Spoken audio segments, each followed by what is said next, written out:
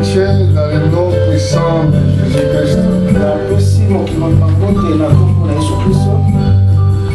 Aujourd'hui, encore une fois, nous venons vers vous pour prêcher l'évangile du royaume des cieux.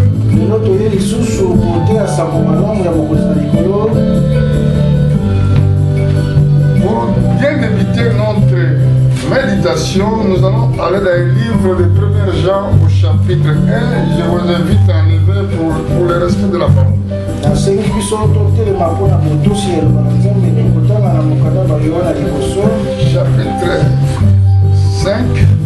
Chapitre 5. Nous allons commencer verset 4, 15. Donc on va dans la verset 14 à 15.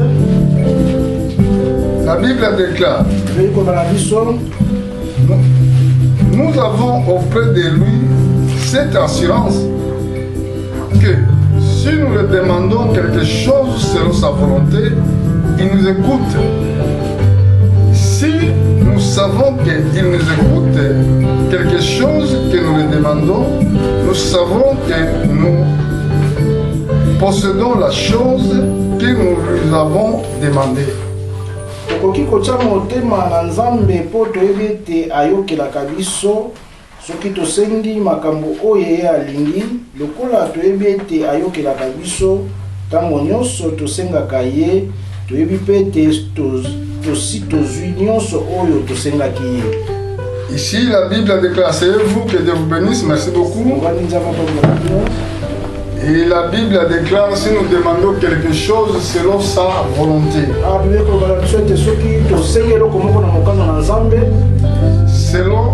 Selon sa volonté, il nous écoute. Bon, nous voulons que vous sachiez que Dieu répond seulement à sa volonté.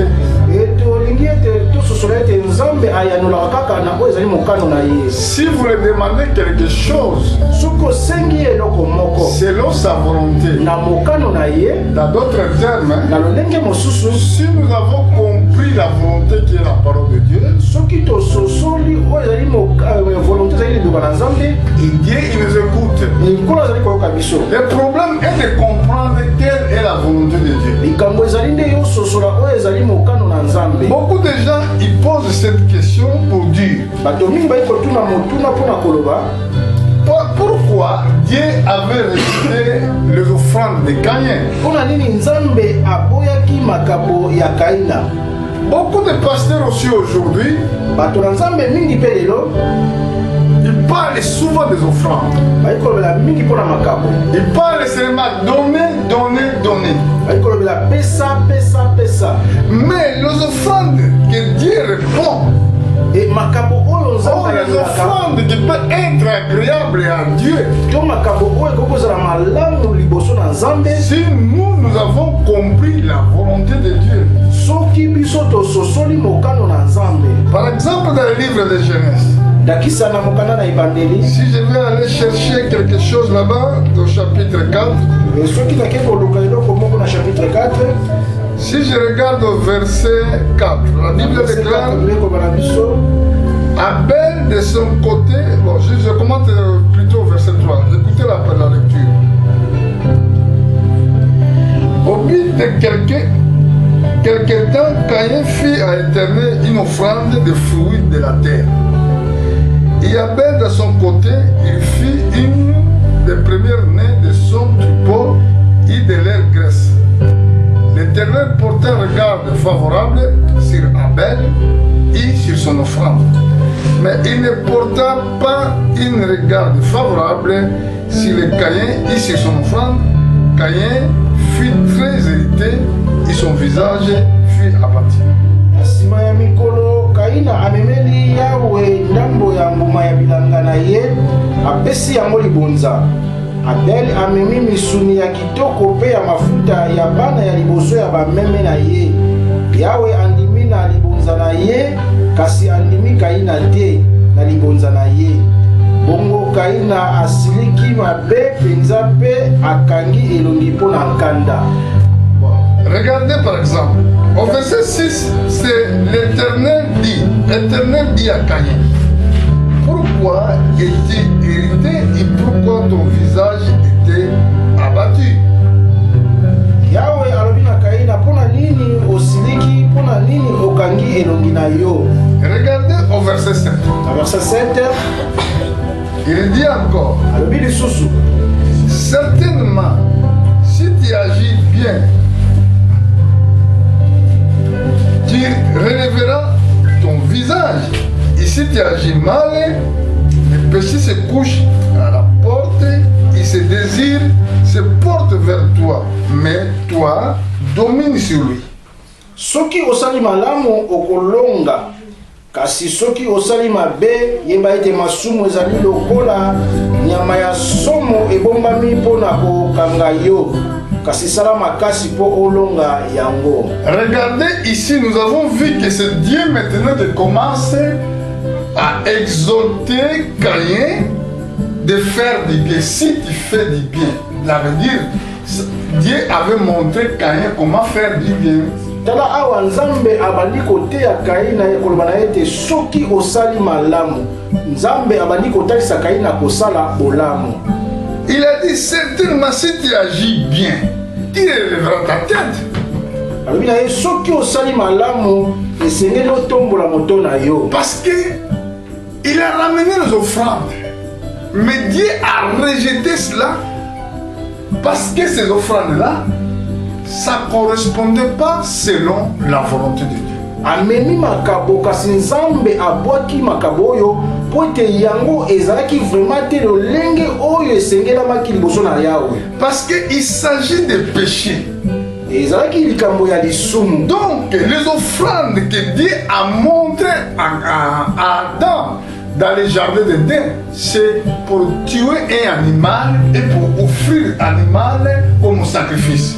Libonza oyo nkolo alakisaki na Adam elanga na Eden ezalaki aboma nyama po ete apesa yango lokola mbeka. Si vous regardez au verset chapitre 3, vous allez voir que Dieu avait tué un animal, il a revêtu son pot, il a pris son pot, il a revêtu Adam et Ève. Na verset 3 bokomona ete Nzambe abomi nyama azwi mposo mpe alatisi yango na Adam mpe Ève. Et Caïn, il voyait chaque fois quand Adam il donnait les offrandes. Et Kaïn azalaki komona tango nyonso moninga ali kopesa mabonza. Quand Adam azali kopesa mabonza, son fils Abel, qui était le menor, il a respecté ce principe, mais Caïn non. Et mwana na ye Abel ya tosaki kaka lolengi wana kasi Abel Kaïn asalelaki yango te. Et c'est pour cela au verset 6, Dieu lui pose la question.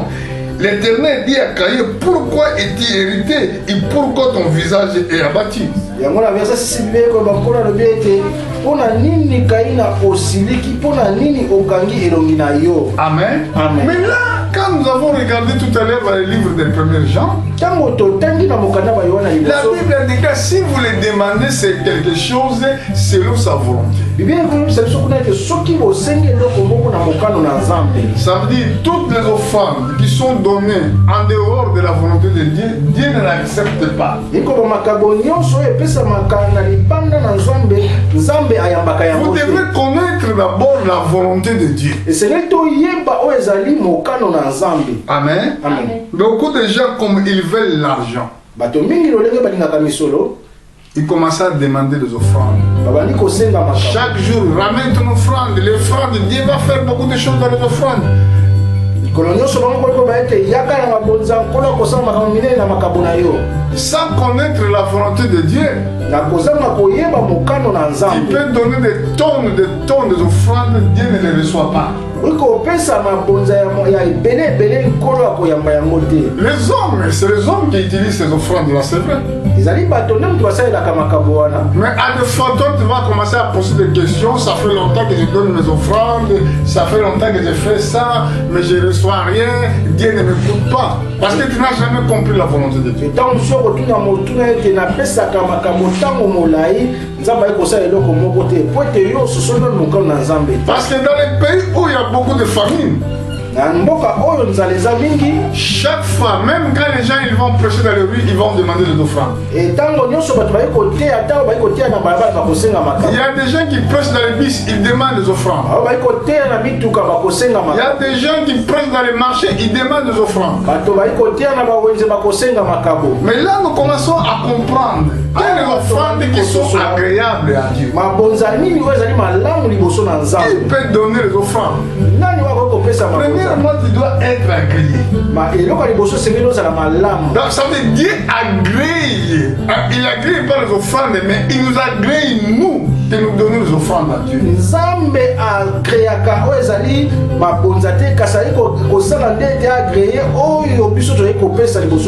Quand tu es agréé à Dieu, alors tes offrandes aussi ils sont agréées.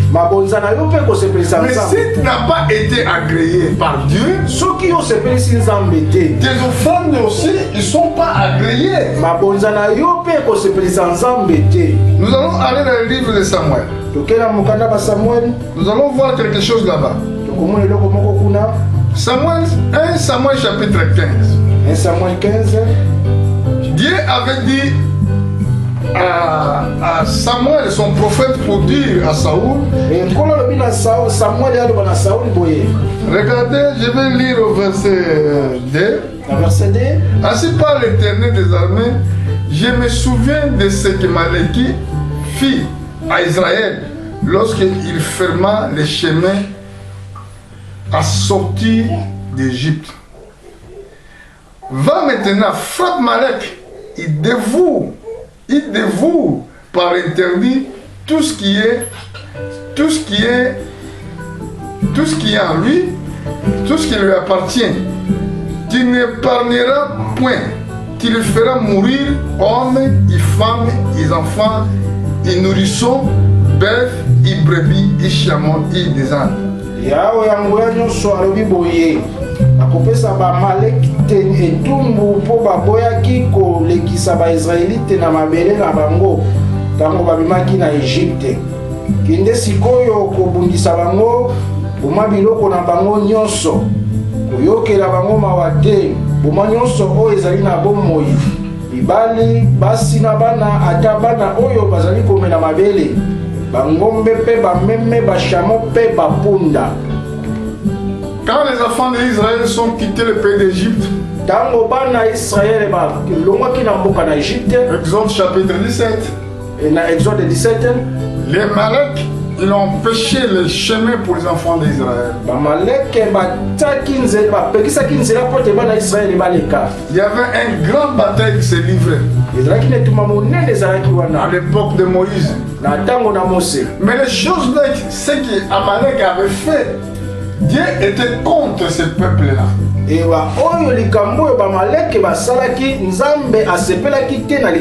Regardez ici mes frères et sœurs partout dans le monde, écoutez-moi bien. Quand il fait quelque chose, quand il pêche, quand il fait mal à un homme de Dieu, sachez-le bien, ça peut passer des années, des générations, mais Dieu va revenir de ce que tu as fait. Comme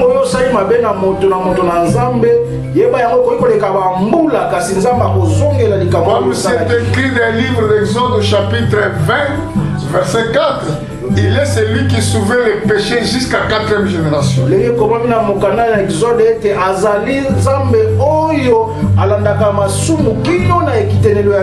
À ce jour-là, après les enfants d'Israël ont possédé le pays, mais Dieu a souvenu dans le mal que Amalek a fait à Israël.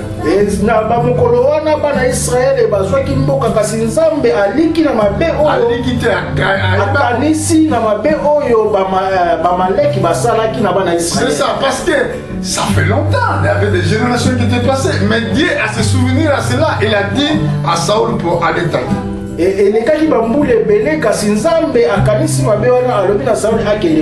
Mais Saoul, quand il est arrivé, il a remporté la guerre.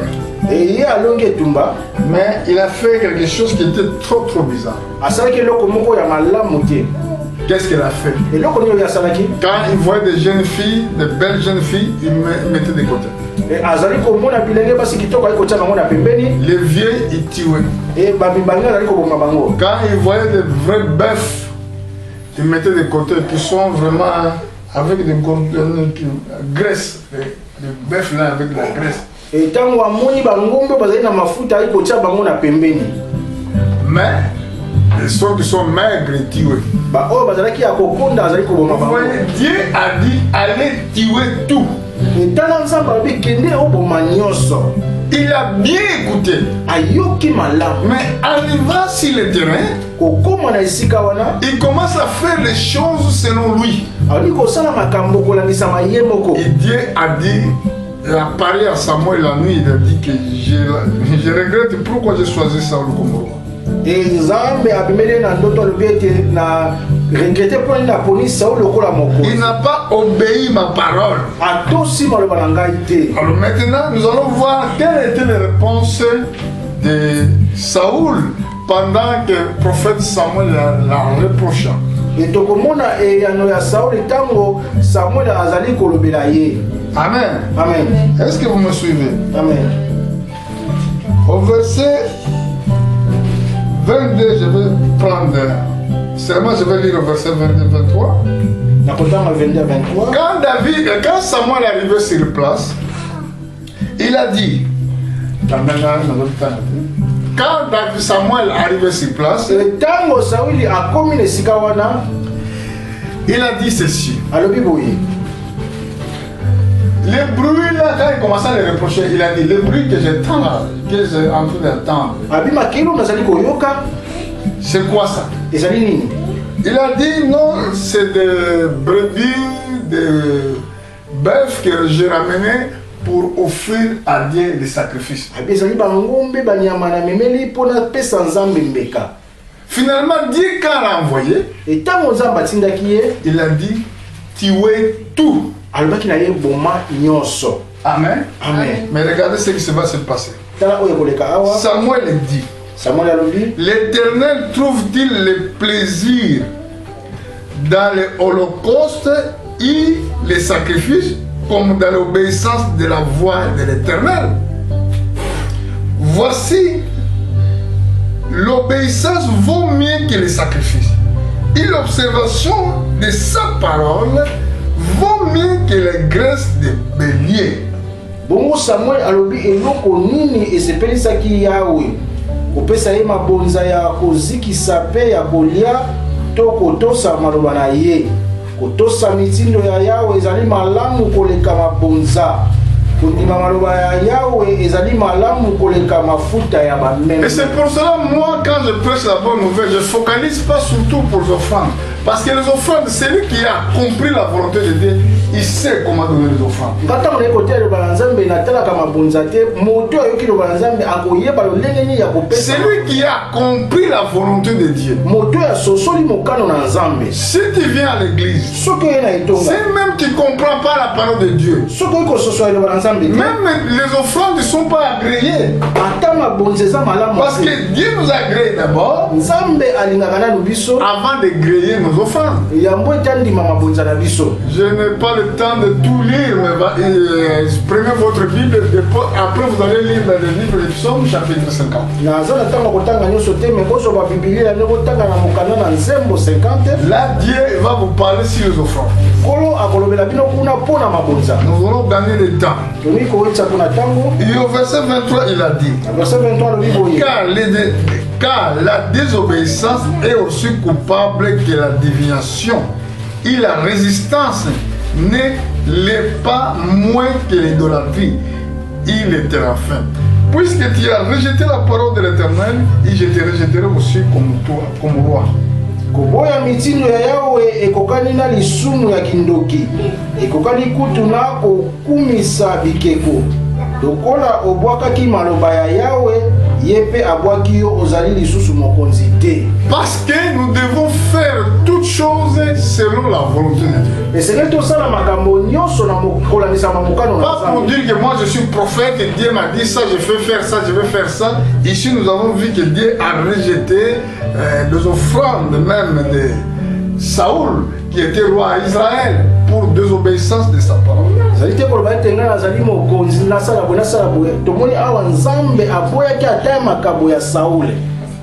Toi, quand tu vas aller à la maison, tu vas étudier bien les livres de Psaume 50. Là, Dieu parle sur les offrandes. Il a dit par exemple au verset 8, ce n'est pas pour tes sacrifices que je te fais des reproches. Tes holocaustes sont constamment devant moi. Je ne prends pas de taureaux dans ta maison, ni de boucs dans tes bergeries, car tous les animaux des forêts sont à moi. Toutes les bêtes de montagne par milliers. Je connais tous les oiseaux des montagnes et tout ce qui met dans les champs m'appartient. Si j'avais faim, je ne te dirais pas, car le monde est à moi et tout ce qui est refermé, ce qui est refermé, je crois. Amen. Amen. Donc là, nous avons vu que les reproches que Dieu faisait aux enfants d'Israël par rapport aux offrandes, parce que beaucoup de gens, ils se focalisent pour les offrandes et non à la parole de Dieu.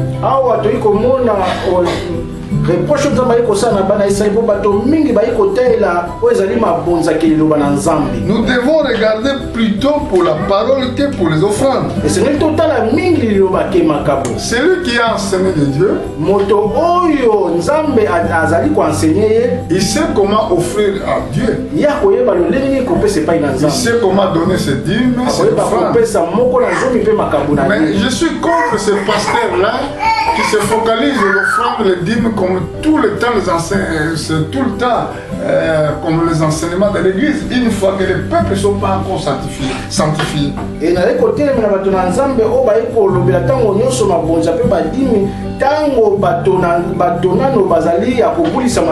devons d'abord former les disciples. Nous devons d'abord former les croyants afin qu'ils soient parfaits. Parce que sans la foi, il est impossible que tu sois agréé. Et la foi vient à ce qu'on attend.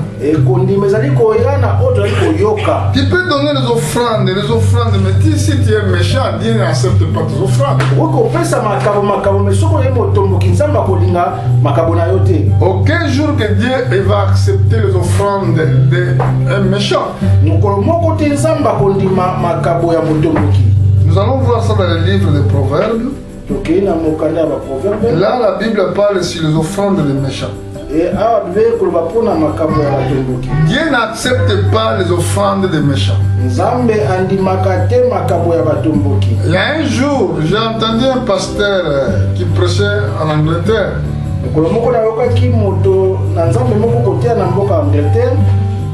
Ils lui ont posé cette question: si quelqu'un il est voleur, s'il ramène ses offrandes, toi tu dois l'accepter ou non? Vous savez quelle réponse que cet homme de Dieu a donnée? Alors le fait d'avoir ramené les offrandes, c'est une bonne chose. Oui, j'étais vraiment, j'ai rigolé. Voilà les gens qui travaillent pour l'argent. Voilà les prédicateurs qui prêchent pour gagner l'argent. Nous ne devons pas prêcher pour avoir l'argent. C'est écrit dans le livre de Proverbes, chapitre 15, verset 8. La Bible déclare: les sacrifices des méchants est horreur à l'Éternel, mais la prière de l'homme droit lui est agréable.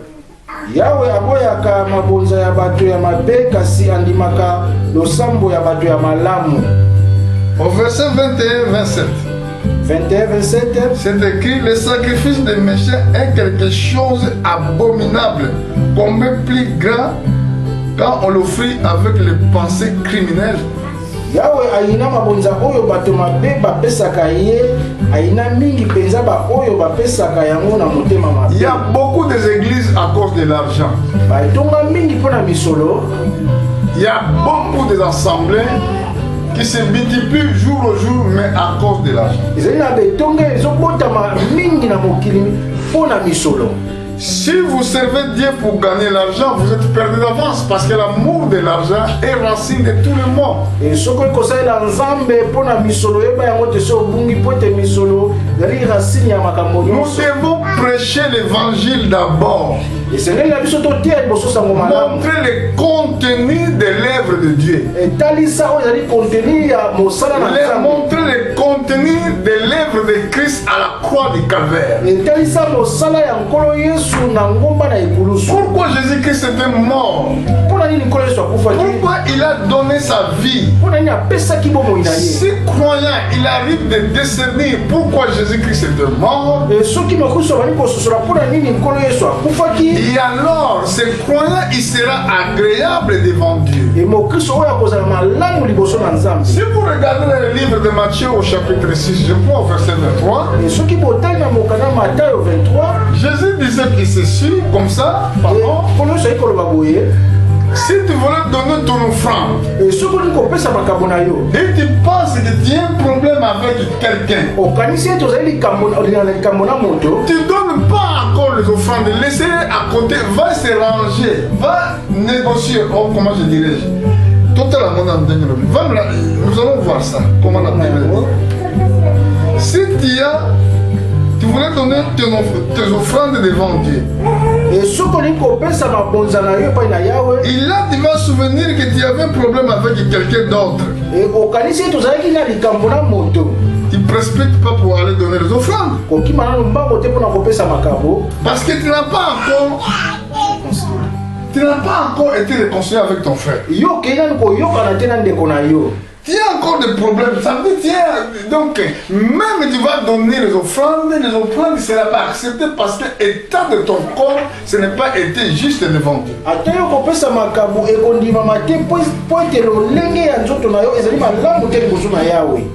Est-ce que vous comprenez? Amen. Je ne sais pas si c'était là.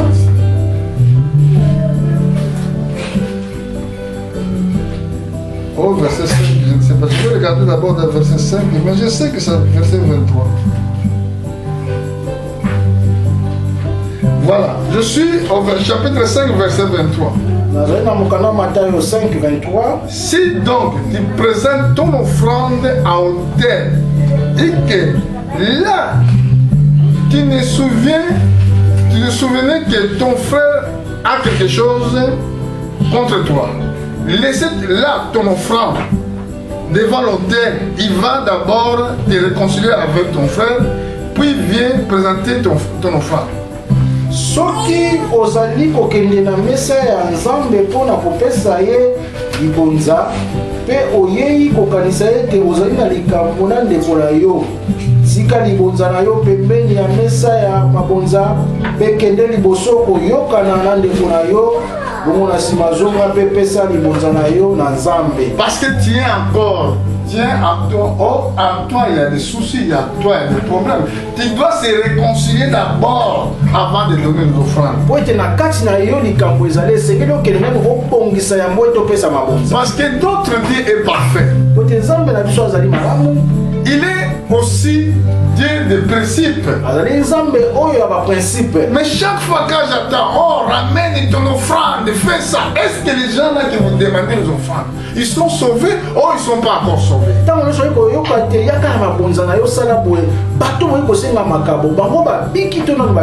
c'est possible? Toi tu vas prêcher dans les rues, tu vas prêcher dans les voitures, oh, je ne sais pas, dans les bus, tu commences à demander d'offrande. Prêche d'abord l'évangile.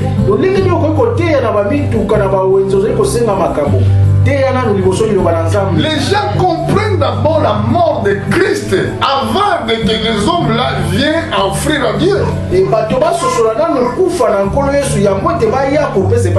Regardez par exemple le livre de Osée, chapitre 6, verset 6.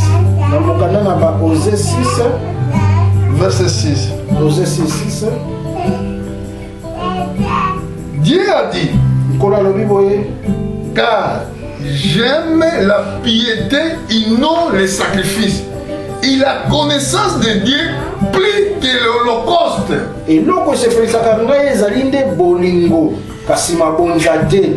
Nalingaka bato bayela ngai esika ete bazikisela ngai banyama. Il a dit ici, j'aime la piété ça veut dire la sainteté. Ekoloba ete kozala mpeto liboso na ye. Et non les sacrifices. Kasi mabonza te. Et la connaissance de Dieu plus que les holocaustes. Et koyeba nzambe eleki kutu oyo ezali makabo. Parce que quand les gens connaissent Dieu, tango bato bayebi nzambe, ils vont donner les offrandes selon la volonté de Dieu. Il a dit, si vous demandez quelque chose selon sa volonté. Amen. Amen. Même dans ton église, il y a 3-4 personnes restées comme ça. Oh, que tu ramènes les gens qui ne croient pas pour gagner les offrandes ou gagner l'argent. Je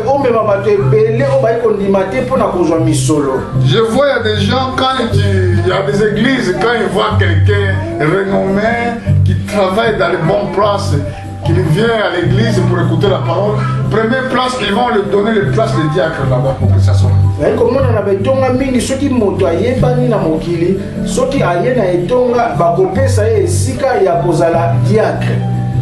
L'endroit où les diacres s'assoient, oh, à partir d'aujourd'hui, toi, tu es devenu membre de soutien, oh, président de soutien pour soutenir l'œuvre de Dieu, pas comme ça. On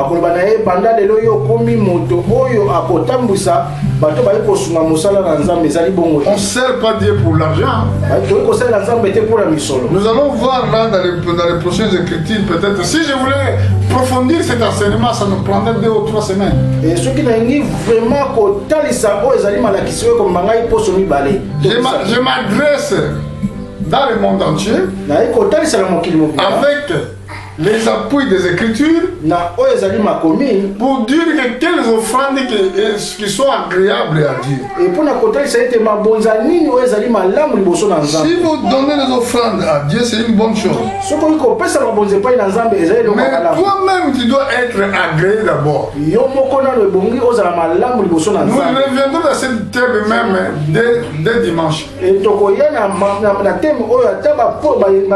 Pour montrer comment tu dois être agréable. Comment Dieu peut accepter tes offrandes. Parce que Caïn l'a fait. Mais Dieu l'a rejeté. Saoul l'a fait aussi.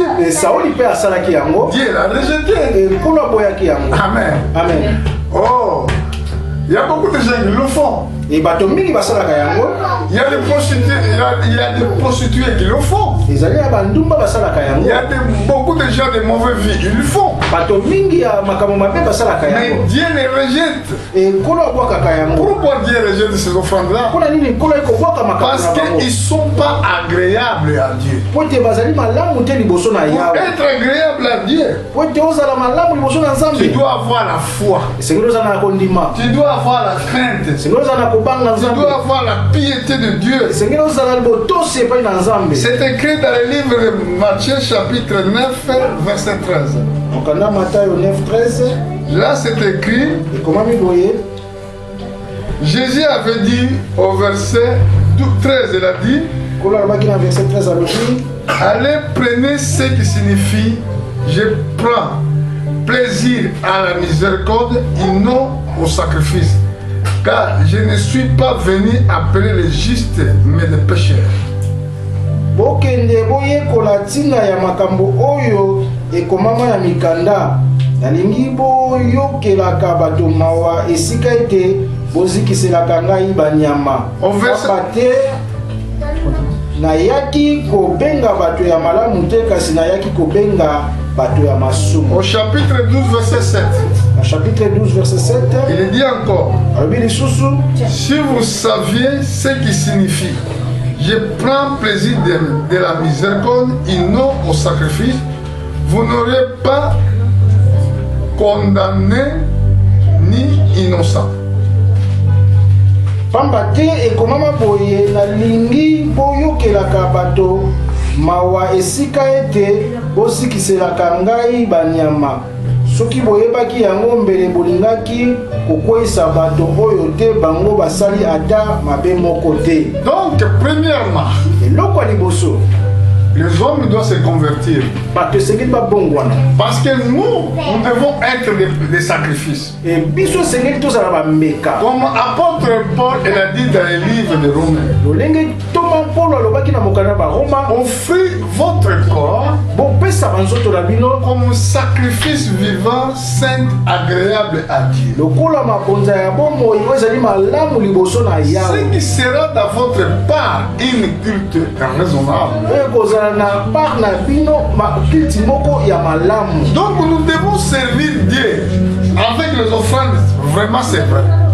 esengeli tosala na nzambe na makambo ya solo. Premièrement, nous devons être agréables. eloko ya liboso biso esengeli tozala Avant de malamu donner à Dieu, yambo ya kopesa epai na tu nzambe dois avoir cette certitude que Dieu t'a accepté. esengeli yo moko miyeba ete ekolo andimi yo Dieu t'a accepté dans son royaume. ekolo andimi yo na bokonzi na ye. Alors, tes offrandes, tout ce que tu feras, il sera agréable. nyonso oyo kosala ekozala malamu na Mais miso si na nzambe. Dieu ne t'accepte pas, même ton offrande, il n'accepte pas. soki nzambe andimi yo te ata makambo na yo akondima yango Et te. c'est pour cela même, na yango si vous regardez Naaman, il a rejeté les dons que... non, ce n'est pas Naaman, c'était Élisée. Élisée, il avait rejeté tous les dons de Naaman. bokomona ete Élisée aboyaki oyo ezalaki makambo nyonso ya Nama. Naaman, il a ramené des dons pour donner au prophète Élisée. Élisée, il a rejeté. Quand il a reçu la guérison, il a ramené des dons. Mais Élisée, il avait rejeté cela. Nama ntango azwaki lobiko amemaki mabonzo epai na Élisée kasi Élisée aboyaki yango. Amen. Amen. Amen. Amen. Pourquoi il a rejeté? mpona nini ye aboyaki yango? Parce qu'il était prophète de Dieu. po ete azalaki mosakoli na nzambe. Même quand Naaman, il avait reçu sa guérison, ntango Nama azwaki lobiko na ye ses pensées étaient pour retourner, pour adorer leur racine, leur Dieu. likanisi na ye ezalaki ete azonga mpona kokumisa Il est nzambe na venu ye. seulement chercher la miracle, ou les miracles, mais il n'a pas venu vraiment chercher Dieu de tout son cœur. ayaki kaka koluka lobiko kasi ayaki koluka nzambe mpenza na motema ni Mais mobimba qu'est-ce qui te. s'est passé après? nini oyo elekaki na nsima? Géasi, qui était le serviteur d'Élisée, Géasi oyo azalaki mosali na Élisée suivant Naaman derrière, alandi lamba na nsima utilisait les mensonges. alobi lokuta Oh, après, quand il avait quitté ici, ntango oyo olongwaki il y a awa des visiteurs qui sont venus. ezalaki na bato mosusu bayaki Mon Seigneur m'a envoyé pour venir chercher tous les dons. mokonzi na ngai atindaki ngai naluka mpo nazwa makambo nyonso. Alléluia. Amen. Nous devons avoir la crainte quand nous servons Dieu. esengeli tozala na kobanga ntango toyei kosalela nzambe. Toi, tu n'as pas digne. Moi, je ne suis pas digne. yo oza malamu te nga mpe nayi malamu Nous te. devons chercher d'abord la crainte et la piété esengeli toluka liboso kotosa mpe kobanga nzambe avant d'offrir à Dieu quoi que ce soit. yango ya kopesa epai na nzambe Dieu a besoin de ton corps. nzambe aza na posa ya nzoto na yo. Offrir à Dieu ton corps comme sacrifice vivant. epesa nzambe na yo lokola sacrifice na bomoi. Pas seulement que tu obéis pas à Dieu, mais à l'église, on te voit, c'est toi les mamans de kilos qui te donnent d'offrande. ozali te kaka yo ozali kotosa nzambe te me na etongo ayi komona yo mama oyo ozali kopesa makambo Et mingi. beaucoup de gens le font comme ça. bato mingi basalaka boye. Quand regardez la vie quotidienne, ils n'obéissent pas à Dieu. soki otali na bomoi oyo tozali nango ayi kotosa Ils nzambe ne respectent pas même la parole de Dieu. ayi kotosa ta liloba na nzambe te Mais ils donnent quand même ces offrandes. kasi ayi kopesa Et makambo moi, je te dis que ces offrandes-là que tu donnes, ces pasteurs qui les mangent, ils ne sont pas des offrandes créées à Dieu. nakoyebisa ete mabonza wana ezali moto na nzambe ayi kolia na ye yango ezali malamu te liboso na nzambe. Parce que Dieu, il a besoin de toi. nzambe azali nde na posa na yo. Amen. Amen. Parce que servir Dieu, ce n'est pas seulement l'argent. Tu dois être parfait. Parce que notre Dieu est parfait. kosalela nzambe ezali kaka misolo te sengeli ozala malamu na miso na nzambe po ete nzambe na biso azali malamu. Regardez ce que l'apôtre Pierre a dit à Simon dans le livre des Actes. Et tala oyo Thomas Paul alobaki na Simon na mokanda ya misala. Non, ce n'est pas l'apôtre Pierre. Thomas Petelo. Il avait adressé ces mots-là à Simon magicien. Alobaki na Simon oyo ya magicien. Nous allons commencer au verset 18. Tobani na verset 18. Chapitre 8. Chapitre 8, verset 18. La Bible déclare. Lorsque Simon vit que le Saint-Esprit a été donné par la position des mains des apôtres, il leur offrit l'argent. Il disant, accorde-moi aussi ce pouvoir, afin que celui que je poserai les mains reçoive le Saint-Esprit. Mais Pierre lui dit, que ton argent périsse avec toi, puisque tu as cru que le don de Dieu s'acquise à prix de l'argent. Awa Simoni amoni ete bazwi molimo mosanto ntango Pierre na Yohane batielaki bango maboko alaki bantoma mbongo alopesa ngai mpe nguya oyo po soki natieli moto maboko azwa molimo mosanto. Kasi Pierre azongiseli ye, kende kokufa yo na mbongo na yo, okanisi ete okoki kosomba likabo ya Nzambe na mbongo. Au verset 21, il a dit, il n'y a pour toi ni part ni lot dans cette affaire, car ton cœur n'est pas droit devant Dieu. Ozwi ata ndambo te na bomengo oyo Nzambe akabeli biso, pamba te motema na yo ezali malamu te na miso na Nzambe. Donc ton cœur doit être d'abord correct à Dieu avant de offrir l'argent. Mitema na biso esengeli ezala malamu liboso na Nzambe yambo ete topesa ye miso. Je vais aller pour finir. Nakei mpona kosukisa. Donc le Simon là que nous avons vu, Simoni oyo biso tomoni, il était baptisé. Azwaki libaptisé. Mais comme il ne comprenait pas les choses de Dieu. Lolenge ezali kososola makambo na Nzambe Et c'est pour cela qu'il avait demandé ces choses-là. Yango asengaki makambo oyo. Il ne comprenait pas. Aye kososola te. La parole de Dieu, il est venu gratuit. Liloba na Nzambe yaki ofele. Aujourd'hui, les gens les vendent dans les cassettes, dans les prédications. Lelo bato bayi koteka yango na ba cassette na côté. Jésus avait dit que donnez gratuit, vous avez reçu gratuitement, donnez-le gratuitement. Koleso alobaki ete bozwi yango ya ofele bopesa yango pe ofele. Amen. Amen. Parce que si vous regardez dans le livre de Psaume, dans le livre de Timothée, chapitre 3, chapitre 6, soki totali na mokanda ba Timothée 6, nous allons voir que toi lis tous les chapitres, mais moi je vous lisais seulement, je vais lire seulement verset 10. 1 Timothée 6, verset 10, la Bible déclare, verset 10, car l'amour de l'argent est racine de tout le monde, et quelques-uns étant possédés se sont égarés loin de la foi, ils se sont jetés elles-mêmes dans les biens détournants. Pambate mabe nyonso eutaka na loposo ya mbongo, likolo na yango bato mosusu babungisaki bondimi mpe bamiyokisaki pasi mingi. Pourquoi homme de Dieu fuit ces choses, recherche la justice, la piété, la foi, la charité, la patience, la douceur. Kasi yo moto mipesa na Nzambe kima makambo nyonso wana, lukani makambo ya bosembo, bondimi, bolingo pe boboto. Sala moto ya losambo pe yebaka kokanga motema. Combat le bon combat de la foi, saisissez la vie éternelle à laquelle tu étais appelé et pour laquelle tu as fait une belle confession en présence d'un grand nombre de témoins. Bondimi ezali etumba moko ya malonga sa molele mpona yango, bongo okozwa bomo ya seko oyo Nzambe abengelaki yo mokolo osolola osakolaki maloba ya kitoko ya bondimi na miso ya bato ebele. Mais les croyants aussi doivent savoir comment donner les offrandes. Bakroyant esengeli mpe bayeba lolenge ya kopesa. Si tu es sauvé, soki obikisami, donner les offrandes. pesa makambo na yo Pourquoi tu ne donnes pas? mpona nini opesaka te Si tu ne donnes pas, soki opesaka te ça montre réellement que tu n'as pas été sauvé. ezali kotalisa ete yo obika nano te Celui qui est sauvé moto oyo abiki prend ça à terre, ayi kozwa yango na il motema doit donner les offrandes, esengeli il doit donner les dîmes. esengeli apesa moko na Mais il doit être d'abord lavé, sanctifié. esengeli asokwama mpe abulisama C'est ça que Dieu nous demande. yango nde nkolo ayi kosenga na Si biso tu ne donnes pas, soki ozali kopesa une te preuve, ezali tu epreuve n'as jamais cru. po ete yo ondimi nano te Parce que ceux qui croient, bato bayi kondima ils obéissent Dieu. bayi kotosa Et nzambe c'est pour cela la Bible déclare. yango bibeli eloba na Si biso vous demandez quelque chose selon sa volonté, soki toyi kosenga eloko moko na mokano na nzambe toute chose que vous demandez sans la volonté de Dieu, nyonso toyi kosenga na kozanga mokano na nzambe Dieu n'agit pas.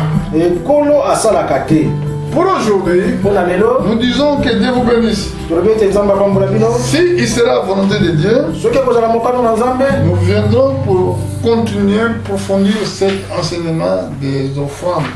tokoya kotalisa lisusu oyo ezali mateya oyo ya mabonza Nous devons d'abord être agréables avant de tout donner à Dieu. esengeli na biso tosala malamu yango ete topesa epai na nzambe Amen. amen Que Dieu vous bénisse. nzambe apambola bino